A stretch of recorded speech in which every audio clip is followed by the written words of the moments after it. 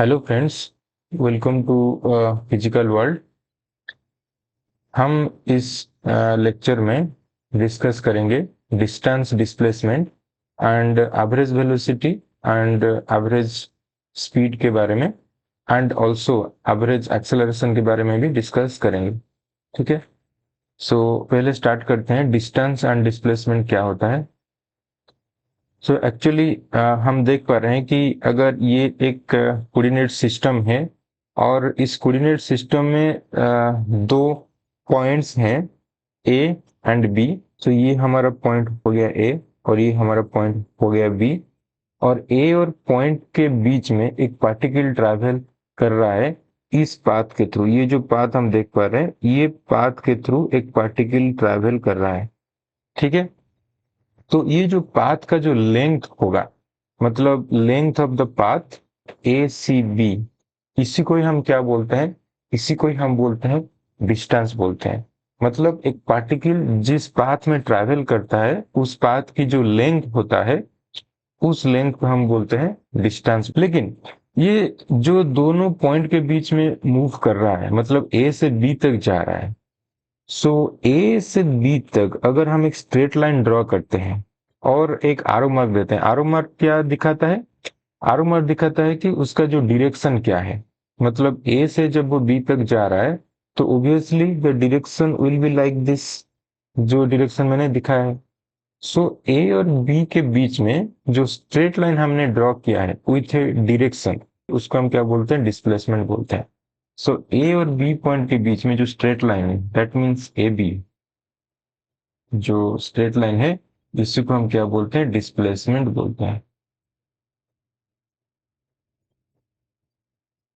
A B को हम displacement बोलते हैं।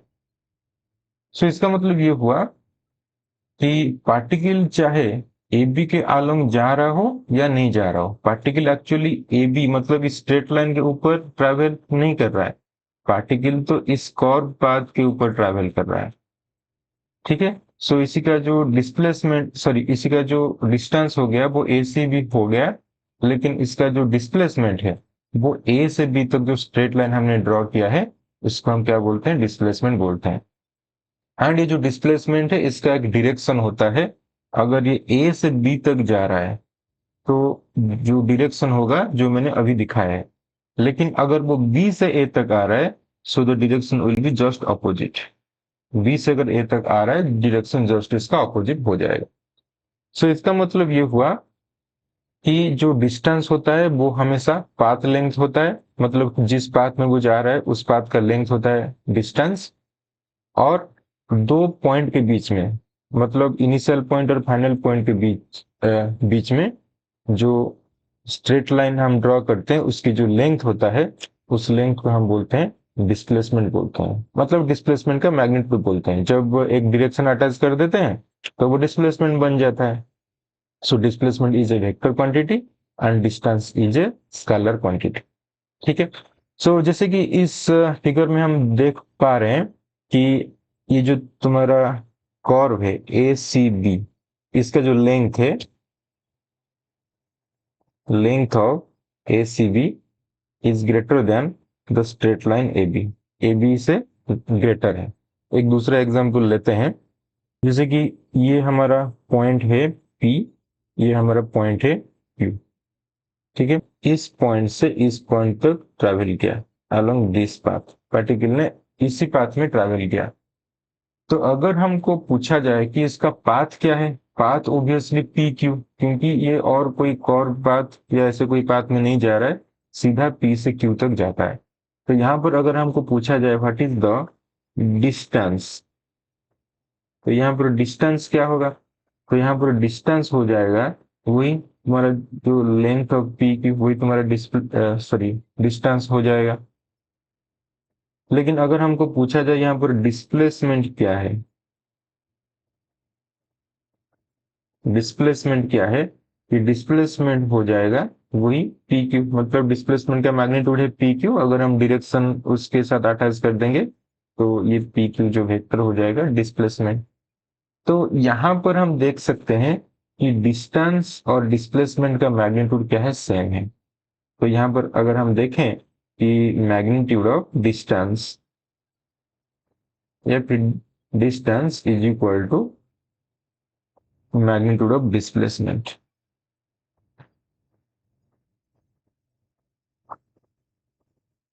Magnitude of displacement. लेकिन प्रीवियस केस में क्या था? प्रीवियस केस में था कि हमारा जो डिस्प्लेसमेंट है वो डिस्टेंस से छोटा था। ठीक है, यहाँ पर जो यहाँ पर ऑलरेडी हमने लिख के ये length of A C B, इसका मतलब ये हमारा डिस्टेंस हो गया है, और डिस्टेंस हमारा क्या है?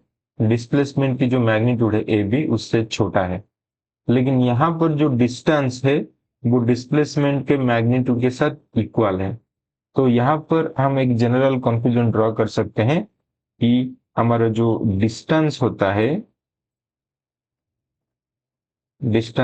है वो आइदर ग्रेटर देन और इज इक्वल टू डिस्प्लेसमेंट होता है।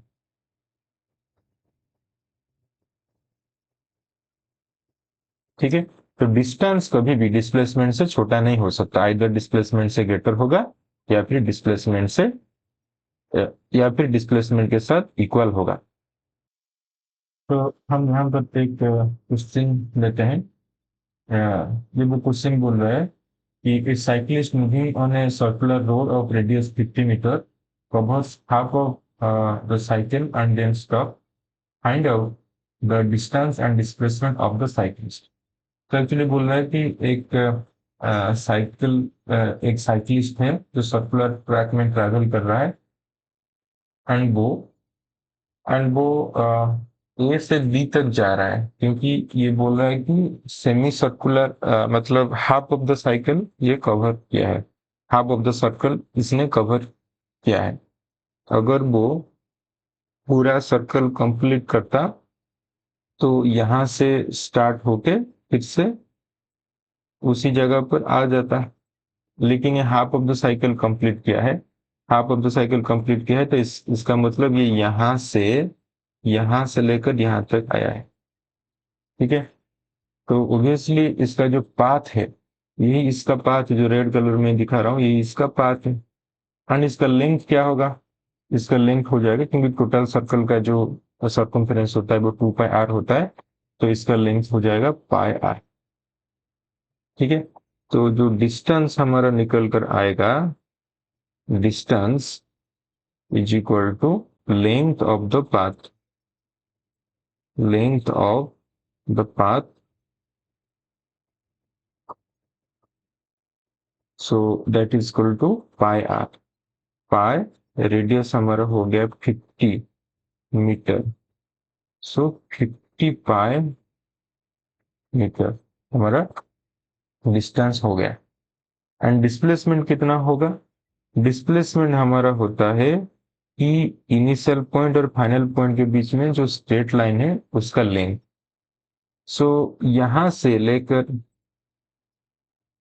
सो या सो यहां से लेकर यहां तक, मतलब ए पॉइंट से लेकर बी पॉइंट तक, ये जो स्ट्रेट लाइन हमने ड्रॉ किया है, इस स्ट्रेट लाइन का लेंथ होगा डिस्प्लेसमेंट का मैग्नीट्यूड। एंड उसके साथ हम डायरेक्शन भी दिखाएंगे, क्योंकि ये ए से बी तक जा रहा है तो ऑब्वियसली ये हमारा डायरेक्शन हो जाएगा, this will be the direction. Okay, so distance अगर हम कैलकुलेट करते हैं तो डिस्टेंस कितना हो जाएगा? So distance is equal to 2r, क्योंकि जब ए से बी तक जाता है तो यहां से यहां तक r होता है, फिर सेंटर से फिर बी तक r होता है, 2r होता है। सो 2 मल्टीप्लाइड बाय 50 मीटर, तो ये हमारा हो गया 100 मीटर हो गया। और यहाँ पर हम देख सकते हैं कि जो डिस्टेंस है वो डिस्प्लेसमेंट से ज्यादा है, क्योंकि हम ये जो 50π लिख रहे हैं, 50 इंटू पाई का वैल्यू होता है 3.141, 3.141 ये पाई का वैल्यू होता है।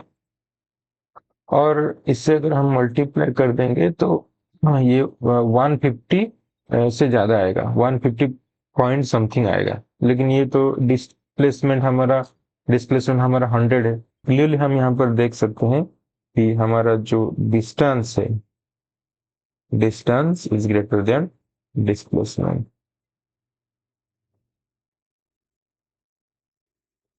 अभी हम डिस्कस करेंगे average speed and instantaneous speed के बारे में। एक्चुअली एवरेज स्पीड क्या होता है कि average speed of a particle in a particular time interval is defined as the total distance traveled by the particle divided by total time। तो इसका मतलब ये मान लेते हैं एक पॉइंट ए है, ये दूसरा पॉइंट है बी, और इनके बीच में जो पार्टिकल ट्रैवल कर रहा है जरूर नहीं कि वो सीधा ए से बी तक जाए, कोई भी पाथ ये ले सकता है। और इस पाथ में इसने जो डिस्टेंस ट्रैवल किया मान लेते हैं वो हमारा डेल्टा एस हो गया, और उस डिस्टेंस ट्रैवल करने के लिए उसको जो टाइम लगा वो मान लेते हैं डेल्टा टी। सो जो एवरेज वेलोसिटी आ जाएगा वी एवरेज ये हो जाएगा, ये हमारा हो जाएगा delta S by delta T. ये हमारा एवरेज वेलोसिटी का डेफिनेशन है, ठीक है। लेकिन एक्चुअली ये जो एवरेज वेलोसिटी है ये जस्ट एक आइडिया है, ठीक है, क्योंकि प्रैक्टिकल यूज में एवरेज वेलोसिटी इतना यूजफुल नहीं होता। क्योंकि जैसे कि फॉर एग्जांपल मान लो ये कोई नदी है, ठीक है, और इस रिवर को हम क्रॉस करना चाहते हैं, तो यहाँ पर डिफरेंट डिफरेंट जगह पर पानी का जो स्तर है वो अलग अलग है, ठीक है। मान लेते हैं किसी बच्चे का हाइट है 5 फीट है, 5 फीट किसी बच्चे का हाइट है। इस जगह पर मान लेते हैं कि कुछ पानी का जो लेवल है उसकी घुटनों तक आता है, ये जगह पर पानी का लेवल थोड़ा और ज्यादा है। एक जगह ऐसा है जहां पर पानी का लेवल इसके सर से भी ऊंचा है। तो ऐसे ऐसे करके डिफरेंट डिफरेंट जगह पर पानी का लेवल अलग अलग है। लेकिन वो अगर average depth of the river निकलता है, मान लेते हैं उसका निकल कर आता है 3.5 फीट, ठीक है। तो क्या वो बोल सकता है कि मेरा हाइट तो 5 फीट है, मतलब average depth of the river से ज्यादा है, तो मैं ये रिवर आसानी से क्रॉस कर सकता हूँ? आंसर इज नो, क्योंकि जहां पर पानी का लेवल उसके सर से ऊपर, सर की हाइट से ज्यादा है या खुद की हाइट से ज्यादा है, तो वहां पर ऑब्वियसली वो डूब जाएगा। तो इसलिए हमको एवरेज डेप्थ यहाँ पर नहीं चाहिए, तो यहाँ पर हमको चाहिए कि किस जगह पर और किस पॉइंट पर कितना डेप्थ है, ठीक। सिमिलरली एवरेज स्पीड जो होता है वो जस्ट एक आइडिया होता है, ठीक है, क्योंकि हमको जो प्रैक्टिकल लाइफ में, डेली लाइफ में हमको जो चाहिए वो होता है इंस्टेंटेनियस स्पीड होता है, मतलब एक पर्टिकुलर इंस्टेंट ऑफ टाइम पर, एक पर्टिकुलर पॉइंट ऑफ टाइम पर जो वेलोसिटी या फिर स्पीड की हम बात कर रहे हैं, एक पर्टिकुलर इंस्टेंट पर, एक पर्टिकुलर टाइम पर एक व्हीकल का, एक इंसान का या फिर किसी पार्टिकल का वेलोसिटी कितना है, स्पीड कितना है। अभी हम स्पीड की बात कर रहे हैं, बाद में हम वेलोसिटी के बारे में बात करेंगे, ठीक है। लेकिन दिक्कत यह है कि एवरेज वेलोसिटी के लिए बार बार मैं वेलोसिटी बोल रहा हूँ लेकिन ये स्पीड है, क्योंकि वेलोसिटी के बारे में हम बाद में बात करेंगे। तो एक्चुअली क्वेश्चन ये है कि एवरेज स्पीड का तो डेफिनेशन हमारे पास है, लेकिन इंस्टेंटेनियस स्पीड के लिए हम क्या फॉर्मूला यूज करेंगे, या फिर इंस्टेंटेनियस स्पीड का डेफिनेशन क्या है। क्योंकि एवरेज स्पीड का तो डेफिनेशन ऑलरेडी हमारे पास है, that is total distance by total time, लेकिन इंस्टेंटेनियस स्पीड के लिए हम कौन सा डेफिनेशन यूज करेंगे, तो ये हम देखते हैं। तो इंस्टेंटेनियस स्पीड को समझने के लिए हम एक केस डिस्कशन करते हैं। यहाँ पर मान लेते हैं कि एक पॉइंट ए और यहाँ पर दूसरा पॉइंट बी है। अगर कोई पार्टिकल ए से बी तक ट्रैवल करता है, जरूर नहीं कि वो स्ट्रेट लाइन में जाएगा, कोई भी पाथ में वो ट्रैवल कर सकता है, और थ्रू आउट इट्स जर्नी इसका जो स्पीड है वो कांस्टेंट है। एक्चुअली तो प्रैक्टिकली पॉसिबल नहीं है, क्योंकि जहां से हम मोशन स्टार्ट करते हैं हमारा इनिशियल स्पीड वहां पर जीरो होता है, तो जीरो से कुछ स्पीड हम अचीव करते हैं, तो ऑब्वियसली वहां पर स्पीड का वेरिएशन होता है, और उसके अलावा रास्ते में भी स्पीड का वेरिएशन हो सकता है।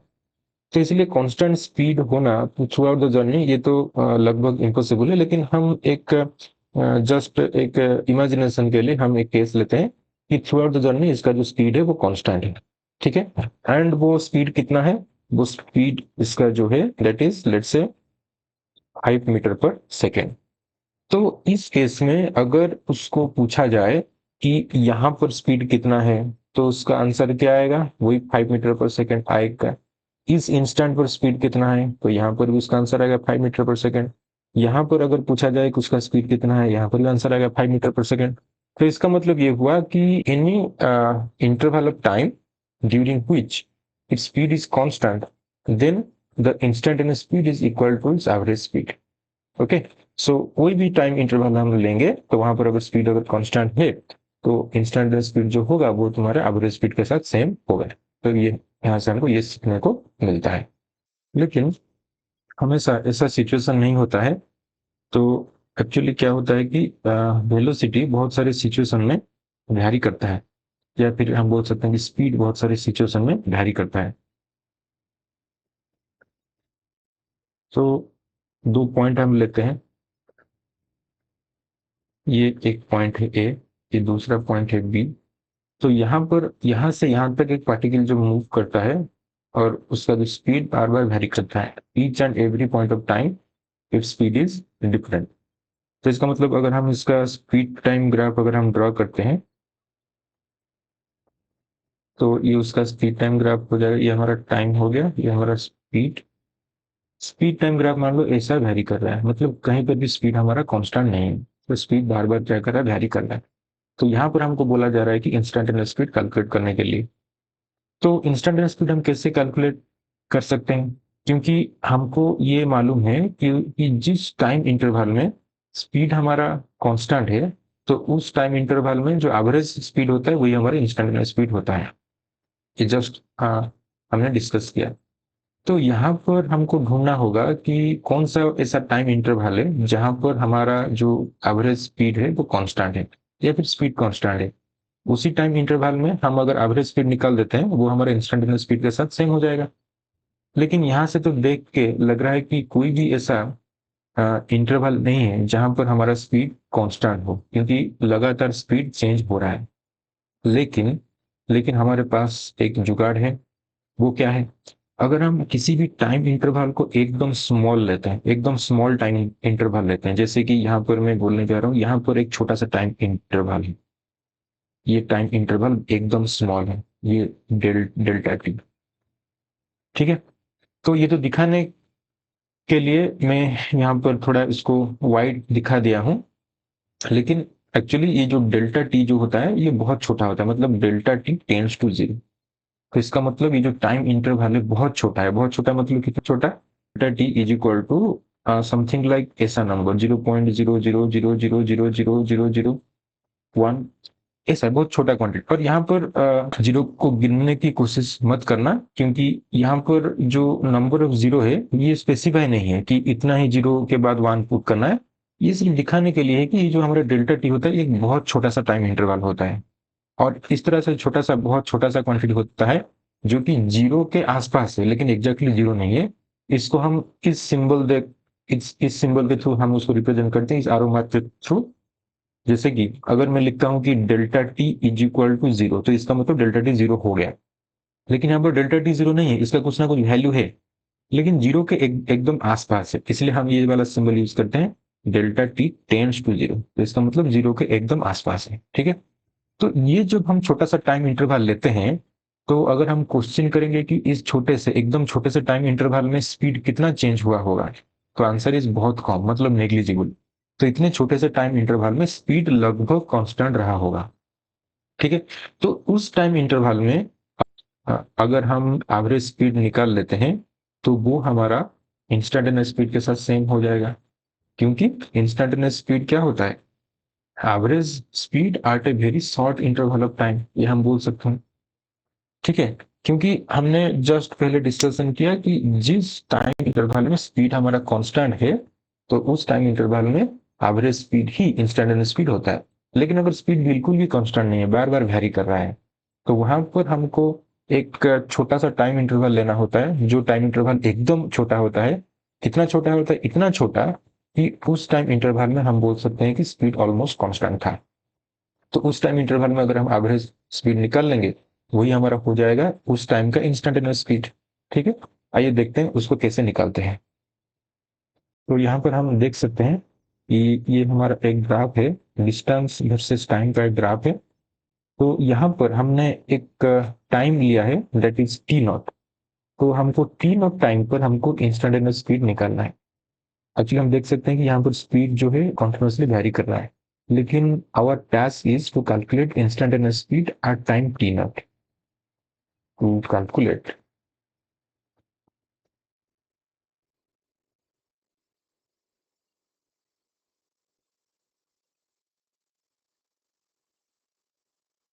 ठीक है। तो टी नॉट टाइम पर हमको इंस्टेंटेनियस स्पीड हमको कैलकुलेट करना है। तो हमने क्या किया, ये हमने देखा कि टी नॉट टाइम टाइम जब टी नॉट था उसके कॉरेस्पॉन्डिंग जो डिस्टेंस था पार्टिकल का वो एस था, एंड टाइम को हमने छोटा सा चेंज किया, छोटा सा हमने इंक्रीज किया, दैट इज डेल्टा टी। ठीक है। और यहाँ पर जानते हैं कि हमें जो डेल्टा टी होता है, छोटा सा टाइम इंटरवल होता है, वो बहुत छोटा सा क्वांटिटी होता है, बहुत छोटा सा क्वांटिटी को हम ऐसे लिखते हैं या फिर हम ऐसे बोलते हैं कि delta T is tends to zero. तो छोटा सा टाइम इंटरवल चेंज करने के बाद सो जो हमने जो छोटा सा टाइम इंटरवल लिया तो उसका जो इनिशियल टाइम है टी नॉट और उसका जो फाइनल टाइम है T naught plus delta T. So जो इंटरवल हो गया वो कितना हो गया, डेल्टा टी हो गया। सो ये हमारा इनिशियल टाइम टी नॉट, तो फाइनल टाइम हो गया T naught plus delta T, ये हमारा फाइनल टाइम।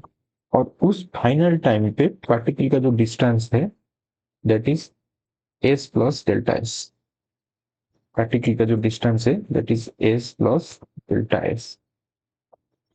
तो टाइम इंटरवल जो छोटा सा टाइम इंटरवल लिया वो कितना हुआ, डेल्टा टी। और उस छोटे से टाइम इंटरवल में पार्टिकल ने जो डिस्टेंस ट्रेवल किया वो डिस्टेंस हो गया डेल्टा एस। अब यहाँ पर अगर हम बोलें कि डेल्टा टी टाइम पर इतने छोटे से टाइम इंटरवल पर क्या पार्टिकल का जो वेलोसिटी वो चेंज हुआ है, क्या पार्टिकल का स्पीड चेंज हुआ है, आंसर इज ऑलमोस्ट नॉट। इतने छोटे से टाइम इंटरवल में पार्टिकल का जो स्पीड लगभग कांस्टेंट रहा होगा। ठीक है। तो इसीलिए हम बोल सकते हैं कि इस छोटे से टाइम इंटरवल में अगर हम एवरेज वेलोसिटी निकालते हैं that is delta S by delta T हम निकालते हैं, तो ये हमारा हो जाएगा इंस्टेंटेनियस स्पीड। इंस्टेंटेनियस स्पीड इस टाइम में इंस्टेंटेनियस स्पीड तो at time T naught, at time T naught time पर ये हमारे इंस्टेंटेनियस स्पीड निकल गया। क्यों? क्योंकि हमने ये जो छोटा सा टाइम इंटरवल लिया है ये टी नॉट टाइम के आसपास हमने लिया है, टी नॉट टाइम के आसपास हमने लिया है। तो इसीलिए जो हमारा इंस्टेंटेनियस स्पीड निकल के आया वो टी नॉट टाइम में हमारा इंस्टेंटेनियस स्पीड। और यहाँ पर कंडीशन क्या है, कंडीशन हमारा ये है कि जो डेल टी है that is very very small, that means that it tends to zero. तो इसको हम मैथमेटिकली कैसे रिप्रेजेंट करते हैं, मैथमेटिकली हम इसको ऐसे रिप्रेजेंट करते हैं कि limit del T tends to zero. ठीक है। ये उसका मैथमेटिकल सिंबल है, ऐसे हम उसको रिप्रेजेंट करते हैं। और इसका जो नाम होता है, मतलब जो डेल टी जब टेंड्स टू जीरो होता है और ये जो मैथमेटिकल एक्सप्रेशन हमने लिखा है इसका एक अलग एक लिखावट है जिसको हम ऐसे लिखते हैं, d s by d t, मतलब differentiation of s with respect to time. ठीक है। तो ये हमारा हो गया इंस्टेंटेनियस स्पीड। मतलब इंस्टेंटेनियस स्पीड अगर किसी जगह पर हमको फाइंड आउट करना है तो उस जगह पर हमको क्या कैलकुलेट करना होगा, डिफरेंशिएशन कैलकुलेट करना होगा, मतलब इंस्टेंटेनियस रेट ऑफ चेंज हमको कैलकुलेट करना होगा। अब कैसे कैलकुलेट करते हैं, मतलब उस टाइम के आसपास हमको एक स्मॉल टाइम इंटरवल लेना होता है और उस टाइम इंटरवल में हमको एवरेज स्पीड निकालना होता है। तो इंस्टेंटेनियस स्पीड का मतलब है average speed at a very small interval of time. जैसे कि हम एक एग्जांपल लेते हैं, मान लेते हैं T is equal to three, T is equal to 3 second पर हमको इंस्टेंटेनियस स्पीड चाहिए। तो इसका मतलब ये है कि हम T is equal to three पे हम निकालेंगे डिस्प्लेसमेंट या डिस्टेंस कितना है। तो ये मान लेते हैं ये जो टाइम है ये हमारा हो गया, this time is T is equal to three. इसके बाद एक स्मॉल टाइम इंटरवल लेंगे जो कि T is equal to three के आसपास। तो ये पॉइंट अगर T is equal to three होता है उसके एकदम पास में एक पॉइंट लेंगे जिस पॉइंट होगा समथिंग लाइक दिस 3.0000000 ऐसे वन, ऐसा एक पॉइंट लेंगे। तो यहाँ पर जीरो को गिनने की जरूरत नहीं है, ये दिखाना चाहता हूँ कि ये जो पॉइंट हमने लिया ये T is equal to three time के एकदम आसपास है। ठीक है। तो यहाँ पर जब हम निकालेंगे उस टाइम इंटरवल में, इस टाइम इंटरवल में इसने जो डिस्टेंस कवर किया वो डिस्टेंस ऑब्वियसली हम यहाँ पर ऐसे दिखा सकते हैं ग्राफिकली, वो डिस्टेंस ये है डेल्टा एस। तो उस डेल्टा एस को अगर हम डेल्टा टी से डिवाइड करते हैं तो यहाँ पर डेल्टा टी क्या होगा, तो यहाँ पर टी इज इक्वल टू हमने लिया है T, and T plus delta T हमारा 0.000000 है, वन ऐसा कुछ क्वांटिटी है। तो डेल्टा टी यहाँ पर कितना होगा, तो sorry T plus delta T is equal to 3.00000 ये क्वांटिटी है। तो डेल्टा टी यहाँ पर क्या आ जाएगा, टी प्लस डेल्टा टी से इससे इसको माइनस करना है, तो माइनस करने के बाद ये हमारा निकलता है 0.0, ये हमारा आता है। तो उस डेल्टा एस को डेल्टा टी से अगर हम डिवाइड करते हैं, और यहाँ पर कंडीशन क्या है, कंडीशन हमारा है कि delta T tends to zero. इसको हम क्या बोलेंगे कि instantaneous speed at time 3 second, 8 time 3 second, क्योंकि हमने जो टाइम इंटरवल लिया है वो 3 सेकेंड के आसपास हमने लिया है। और इसको हम लिख सकते हैं ds/dt at T is equal to 3, ds/dt at T is equal to 3 हम लिख सकते हैं, क्योंकि ये हमने जो डिफरेंशिएशन किया, डेरिवेटिव किया, तो किस पॉइंट पर किया, हमने इसको t इज इक्वल टू 3 पे किया, तो इसलिए ये जो डेरिवेटिव निकला, तो ये डेरिवेटिव है at T is equal to 3।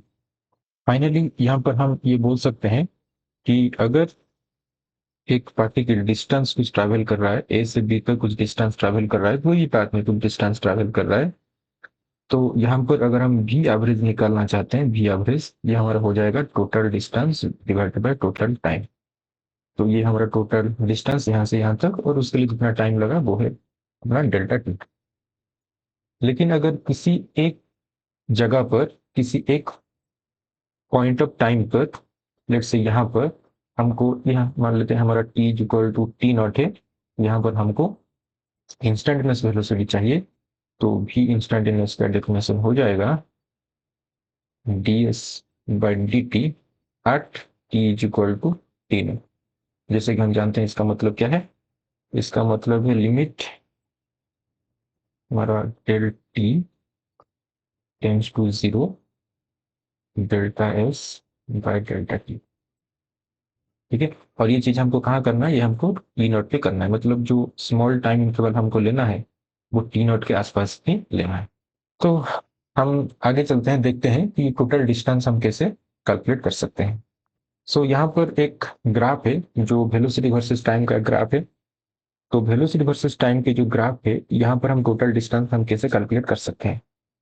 तो हमको अभी फॉर्मूला मिल गया है कि जो v इंस्टेंटेनियस है, मतलब इसके बाद जब भी हम स्पीड या वेलोसिटी की बात कर रहे होंगे, तो इसका मतलब है इंस्टेंटेनियस, इंस्टेंटेनियस स्पीड या इंस्टेंटेनियस वेलोसिटी।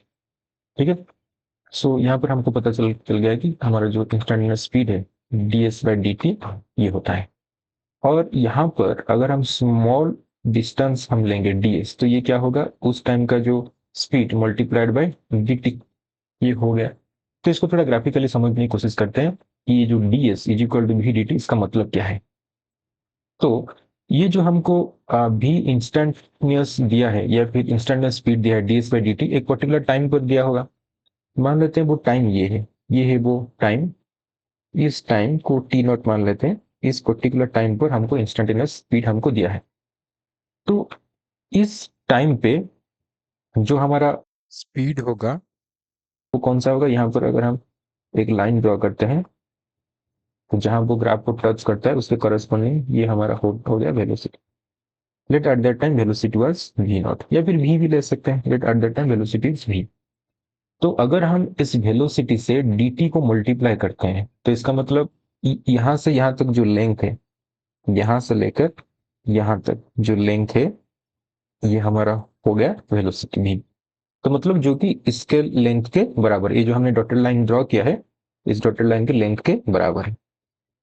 और dt कौन है, तो ये हमारा dt है, ये छोटा सा टाइम इंटरवल है dt। सो v इंटू dt को जो मल्टीप्लाई करते हैं, तो इसका मतलब ये जो हमारा लेंथ है यहां से लेकर यहां तक जो लेंथ है, मैं नाम दे देता हूँ ए बी। ठीक है, और ये जो हमारा, तो जब हम v इंटू डी टी को मल्टीप्लाई करते हैं तो ये क्या बन जाता है, ये हम जो एक और लाइन को ड्रॉ कर देते हैं, ये जो स्ट्रक्चर मिलता है, ये जो स्ट्रक्चर मिलता है उस स्ट्रक्चर का हमको एरिया देता है, कौन, v इंटू डी टी। हम बोल सकते हैं कि ये तो एक्यूरेट एरिया नहीं है, क्योंकि ये हमने जो v इंटू डी टी को मल्टीप्लाई किया, तो इसका मतलब ये हमारे पास जो एक स्ट्रक्चर था, ये हमारे पास जो एक स्ट्रक्चर था मतलब एक स्ट्रिप जिसका लेंथ ये है और ब्रेड्थ ये है, इसका हमने एरिया निकाला।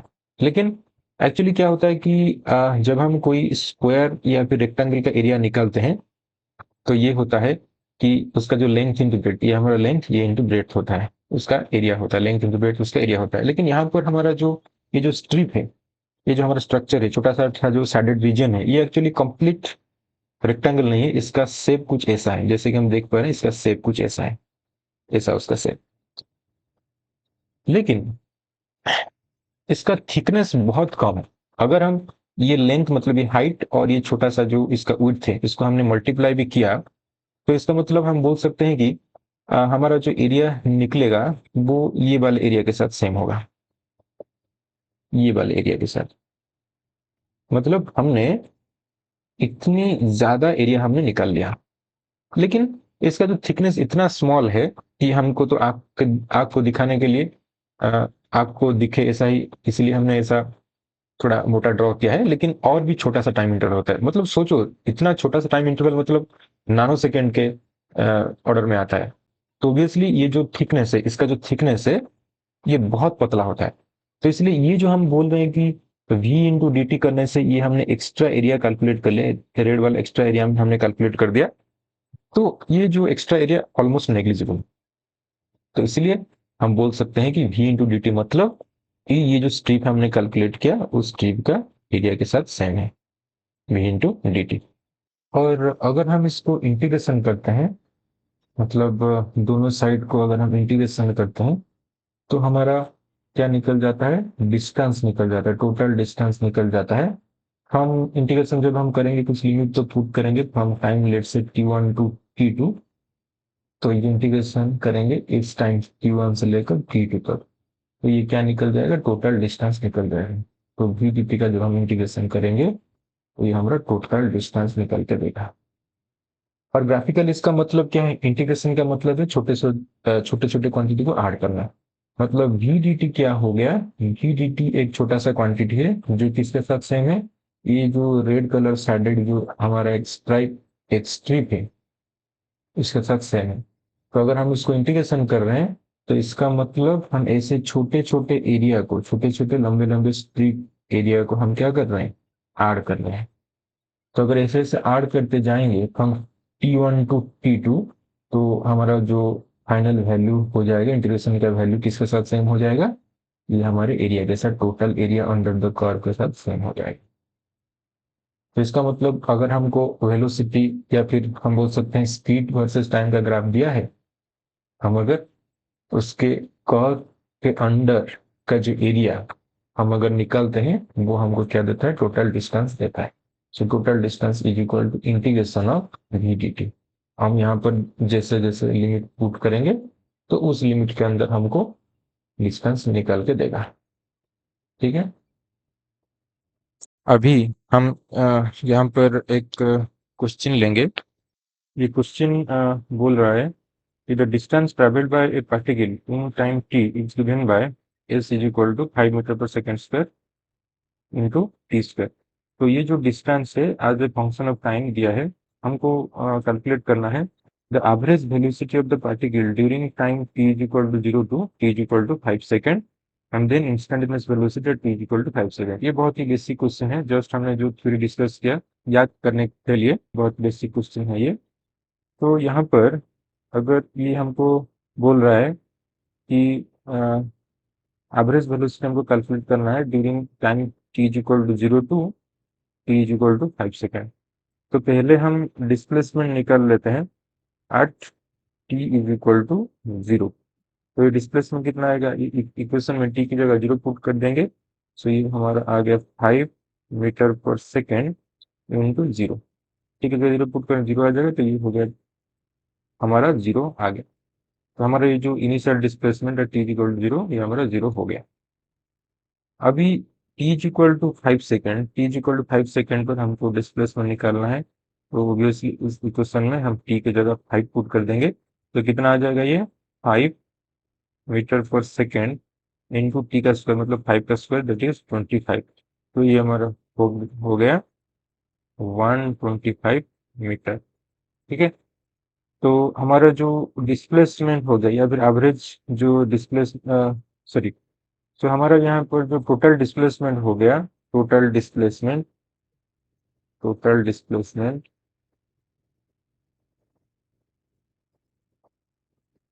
हमारा हो गया initial final displacement minus initial displacement, that will be equal to 125 minus 0, that is 125 metre.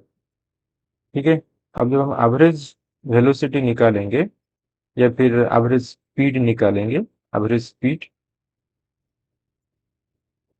Average speed हमारा हो जाएगा टोटल डिस्टेंस। इसको हम डिस्टेंस बोल देते हैं क्योंकि ये जो हम निकल रहे हैं यहाँ पर कोई डायरेक्शन का कोई आता पता नहीं है। तो यहाँ पर डायरेक्शन हम कंसिडर नहीं कर रहे हैं, तो इसलिए स्पीड ही बोल देते हैं। ठीक है। बाद में जब हम एवरेज डिस्प्लेसमेंट और इंस्टेंटेनियस डिस्प्लेसमेंट के लिए एक्सप्रेशन लिखेंगे, उसके बाद डिस्प्लेसमेंट कैलकुलेट करेंगे, लेकिन फिलहाल उसको हम डिस्टेंस लिखते हैं, total distance. Total distance is equal to this much. So average speed हो जाएगा total distance divided by total time. Total distance divided total time. तो टोटल डिस्टेंस हमारा हो गया 125, टोटल टाइम हमारा 5, 0 से 5, दैट इज 5 सेकेंड। तो ये हमारा हो जाएगा 25 metre per second. Average speed हमारा ये हो गया। अब हमको इंस्टेंटेनियस स्पीड निकालना है, इंस्टेंटेनियस स्पीड, इंस्टेंटेनियस स्पीड। तो इंस्टेंटेनियस स्पीड का जो डेफिनेशन है, इंस्टेंटेनियस स्पीड का जो डेफिनेशन है, तो v इज इक्वल टू हमारा होता है ds बाई dt। ठीक है। तो ये हमारा डेफिनेशन हो गया। तो किस टाइम पर हमको निकालना है, हमारा जो टाइम पर निकालना है at t is equal to 5 second, इस तरह इसको लिखा जाता है। जिस टाइम पर निकालना है वैसे इसको लिखते हैं t is equal to 5 second. तो इसका मतलब हम इसका डिफरेंशिएशन निकालेंगे at t is equal to 5। तो प्रोसेस क्या है, एक्चुअल तो प्रोसेस है कि पहले t is equal to 5 second जब लेंगे, उसके लिए डिस्प्लेसमेंट क्या होगा, मतलब s का वैल्यू क्या होगा। तो उसके बाद फिर 5 सेकेंड से, मतलब जो t की वैल्यू है 5 सेकेंड से थोड़ा चेंज करेंगे, फिर देखेंगे s की वैल्यू क्या आ रहा है। उसके बाद change in small change in s divide by small change in t, ये हम लेके निकालते हैं। लेकिन ये नॉर्मल प्रोसेस है, लेकिन वो हम करने की जरूरत नहीं है क्योंकि हमारे पास फॉर्मूला है। ठीक है। तो फॉर्मूला क्या है हमारे पास, कि हम जानते हैं कि कोई अगर ऐसा ऐसे कोई अलजेब्रिक फंक्शन है, उसका जो डिफरेंशिएशन होता है n X to the power n minus 1 होता है। ये डिफरेंशिएशन का फॉर्मूला होता है। तो हम इसको यहाँ पर पुट कर देंगे, तो डी बाय डी टी, और एस की जगह हम पुट कर देंगे 5t²। मैं यहाँ पर यूनिट नहीं लिख रहा हूँ फॉर मैथमेटिकल सिंप्लीफिकेशन, तो यूनिट ऑब्वियसली है 5 मीटर पर सेकेंड। यहाँ पर 5 कांस्टेंट है, वो बाहर आ जाएगा। तो t² का डिफरेंशिएशन 2t हो गया, तो इसका मतलब इसका डिफरेंशिएशन हो गया 10t। लेकिन इसका जो वैल्यू हमको इवेलुएट करना है at t is equal to 5। तो वो वैल्यू जब हम यहाँ पर पुट कर देते हैं, तो हो गया तुम्हारा 10 into 5, that is 50 metre per second. तो हमारा जो instantaneous speed at t is equal to 5 second, that is 50 metre per second. तो इससे हम एवरेज स्पीड और इंस्टेंटेनियस स्पीड निकालते हैं। अभी हम डिस्कस करेंगे average velocity and instantaneous velocity के बारे में। तो ये भी सिमिलर है average speed and instantaneous speed जैसा, लेकिन वहाँ पर हम वेक्टर वगैरह को हम कंसिडर नहीं करते थे। यहाँ पर हम position vector and displacement vector ये सबको कंसिडर करने वाले हैं। ठीक है। सो जैसे कि यहाँ पर हम देख पा रहे हैं कि यहाँ पर दो पॉइंट्स हैं, ए एंड बी। तो ए पॉइंट जो है उसका जो पोजीशन वेक्टर, ये हमारा पॉइंट ए, तो ए पॉइंट का जो पोजीशन वेक्टर है दैट इज R1। तो यहाँ पर position vector of A point का जो पोजीशन वेक्टर है दैट इज R1 वेक्टर। उसके बाद जैसे कि हम देख पा रहे हैं, ये जो पॉइंट बी है, ये बी पॉइंट का जो पोजीशन वेक्टर है that is R2। So position vector of B, ये हमारा R2 है। जब पार्टिकल ए पॉइंट से बी पॉइंट को ट्रैवल कर रहा है, जरूरी नहीं कि इसी जो पाथ, मतलब ये स्ट्रेट लाइन पाथ में जाए, कोई भी कर्व पाथ में जा सकता है फ्रॉम ए टू बी। ऐसे भी जा सकता है, ऐसे भी जा सकता है, कोई भी पाथ में जा सकता है। लेकिन उसका जो डिस्प्लेसमेंट होता है ए से बी तक जाने पर, जो डिस्प्लेसमेंट होता है वो डिस्प्लेसमेंट होता है ए बी वेक्टर। और यहाँ पर वेक्टर एडिशन लॉ से हम क्लियरली यहाँ पर देख सकते हैं कि हमारा जो R1 वेक्टर है उससे अगर हम ए बी वेक्टर को ऐड करते हैं तो हमारा R2 वेक्टर मिलता है। तो इसका मतलब ये है कि ए बी वेक्टर जो है, A B vector is equal to, ये हमारा R2 vector minus R1 vector, ये हमारा निकल के आ रहा है। तो ये जो येलो कलर में हमने जो ए बी वेक्टर दिखाया है that is nothing but the R2 vector minus R1 vector। सो जब पार्टिकल ए से बी तक ट्रैवल करता है, उसका जो टोटल डिस्प्लेसमेंट होता है that is A B vector.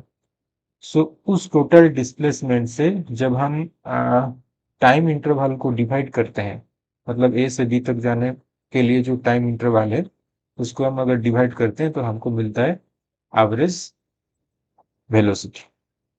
तो यहाँ पर डेफिनेशन लिखा है, हम देख पाते हैं, देख पा रहे हैं यहाँ पर डेफिनेशन लिखा है कि हमारा जो v एवरेज है that is v average is equal to A B vector divided by time gap. तो T2 क्या है?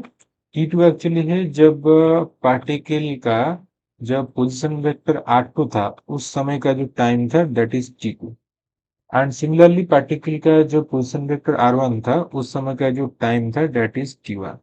सो द टाइम इंटरवल हो गया T2 minus T1। So total displacement को अगर हम टोटल टाइम इंटरवल से डिवाइड करते हैं, ये हमारा एवरेज वेलोसिटी निकल जाता है। ठीक है, अभी हम देखेंगे कि इंस्टेंटेनियस वेलोसिटी क्या होता है और उसका एक्सप्रेशन हम कैसे लिखते हैं। जैसे कि हमारा इंस्टेंटेनियस स्पीड होता था, इंस्टेंटेनियस स्पीड ऐसे हम उसको लिखते थे ds बाई dt, मतलब rate of change of distance, rate of change of distance. ठीक, सिमिलरली यहाँ पर जो हमारा इंस्टेंटेनियस वेलोसिटी हो जाएगा, मतलब वही सेम चीज हम लिखेंगे, सिर्फ यहाँ पर हम एक वेक्टर सिंबल देंगे। तो इंस्टेंटेनियस वेलोसिटी हो जाएगा rate of change of displacement या फिर d r by d t. तो rate of change of displacement d r by d T, इसका मतलब क्या है या उसको ग्राफिकली हम उसको कैसे रिप्रेजेंट करते हैं थोड़ा देख लेते हैं। तो जैसे कि हम देख पा रहे हैं, ये वाला जो पॉइंट है, let this point is A and let this point is B. And जो पार्टिकल ट्रैवल किया है ए से बी पॉइंट तक, जो पार्टिकल ट्रैवल किया है वो इस पाथ से ट्रैवल किया है। ये जो पाथ में अभी दिखा रहा हूँ, इस पाथ से पार्टिकल ने ट्रैवल किया है, ए से बी तक ट्रैवल किया है। तो ऑब्वियसली इसका जो नेट डिस्प्लेसमेंट होगा, मतलब ए से बी तक जो टोटल डिस्प्लेसमेंट होगा that will be the A B vector. ये हमारा डिस्प्लेसमेंट हो गया। ए से बी तक जो टोटल डिस्प्लेसमेंट हो जाएगा that is A B vector. लेकिन हमको टोटल डिस्प्लेसमेंट नहीं चाहिए। हमको, अगर हम टोटल डिस्प्लेसमेंट लेंगे और उससे टोटल टाइम डिवाइड कर लेंगे तो वो तो हमारा एवरेज वेलोसिटी निकल जाएगा। लेकिन हमको एक पर्टिकुलर इंस्टेंट पर वेलोसिटी चाहिए, इसका मतलब इंस्टेंटेनियस वेलोसिटी चाहिए। उसके लिए हम क्या करते हैं, सो यहाँ पर एक वेक्टर लेते हैं, ये हमारा एक पॉइंट लेते हैं, ये एक पॉइंट हो गया, रेड कलर में दिखा रहा हूँ। इस पॉइंट का पोजीशन वेक्टर मान लेते हैं आर वेक्टर है। तो यहाँ पर यहाँ पर ऑलरेडी हमने दिखा दिया है कि ये हमारा आर वेक्टर है, ठीक है। उसके बाद इस पॉइंट से पार्टिकल ने थोड़ा डिस्प्लेसमेंट किया and that displacement is d r. So ये जो ग्रीन कलर में हमने दिखा है ये हमारा D R vector. After that particle ने जहां पहुंच गया वो पॉइंट ये है, ठीक है। और उस नए पॉइंट का जो पोजीशन वेक्टर है that is R vector plus D are vector. ये भी हमने कैसे लिखा, वही वेक्टर एडिशन लॉ से हमने लिखा, क्योंकि अकॉर्डिंग टू ट्राइंगल लॉ ये जो वेक्टर है आर वेक्टर, उसके साथ अगर ये डी आर वेक्टर को हम ऐड करते हैं तो हमारा R plus D are vector मिलता है। या फिर इस वेक्टर से हम इस डी आर वेक्टर को ऐड करने पर ये वेक्टर मिलता है। तो ऑब्वियसली ये जो रिजल्टेंट वेक्टर होगा वो दिस वेक्टर मतलब R vector plus D are vector, इसलिए हमने यहाँ पर लिखा है कि रिजल्टेंट वेक्टर जो है वो R plus D are vector है, ठीक है। सो यहाँ पर अगर हम स्मॉल डिस्प्लेसमेंट की बात करते हैं तो वो हो जाएगा हमारा final position vector minus initial position vector. So small displacement कितना स्मॉल, मतलब infinitely small displacement at r vector, मतलब r वेक्टर पार्टिकल जब पोजीशन वेक्टर r पे था उस टाइम पर और उस पॉइंट ऑफ टाइम पे जो हमारा स्मॉल डिस्प्लेसमेंट हुआ that is d are vector. And उसको हम कैसे लिखते हैं, फिगर से हम देख सकते हैं कि r plus D are vector मतलब जो फाइनल पोजीशन वेक्टर था स्मॉल डिस्प्लेसमेंट के बाद माइनस इनिशियल पोजीशन वेक्टर, तो ये हमारा डी आर हो जाता है। तो उसी डी आर को या फिर उसी डी आर वेक्टर को जब हम small time interval D T से हम डिवाइड करते हैं तो हमको मिलता है इंस्टेंटेनियस वेलोसिटी मिलता है एट दैट टाइम। मतलब पार्टिकल जब आर उसका जो पोजीशन वेक्टर था उसी टाइम पर जो उसका इंस्टेंटेनियस वेलोसिटी है that is d r by d t. ये हमारा हो गया इंस्टेंटेनियस वेलोसिटी का डेफिनेशन एंड ये हो गया उसका ग्राफिकल रिप्रेजेंटेशन, ठीक है। So instantaneous velocity is equal to rate of change of displacement. अभी और एक क्वेश्चन लेते हैं। यहाँ पर बोल रहा है कि जो position vector of a particle is given by R vector is equal to this much, find the velocity at time t is equal to 3 second. मतलब यहाँ पर पोजीशन वेक्टर जो है वो हमको गिवन है as a function of time, और हमको बोल रहा है और हमको बोला जा रहा है कि इंस्टेंटेनियस वेलोसिटी निकालना है at time t is equal to 3 second. तो हमको जैसे कि मालूम है कि इंस्टेंटेनियस वेलोसिटी भी इंस्टेंटेनियस उसका जो फॉर्मूला होता है और उसका जो डेफिनेशन होता है d are vector divided by d t, ठीक है। तो इसका मतलब small change in displacement divided by small time interval. So पहले उसका डिफरेंशिएशन निकाल लेते हैं। So d by d t of r vector की जगह 3t square i cap plus 2t j cap minus t cube k cap, ये हमारा आ गया। और यहाँ ये हमारा हो गया 6t I cap plus 2 J cap minus 3t square K cap. So ये हमारा हो गया instantaneous velocity as a function of time. तो ये हमारा जो वेलोसिटी पूछा है एट टाइम 3 सेकेंड, तो इसका जो वैल्यू हम निकालेंगे कहाँ पे निकालेंगे, t is equal to 3 second पे हम उसका वैल्यू निकालेंगे।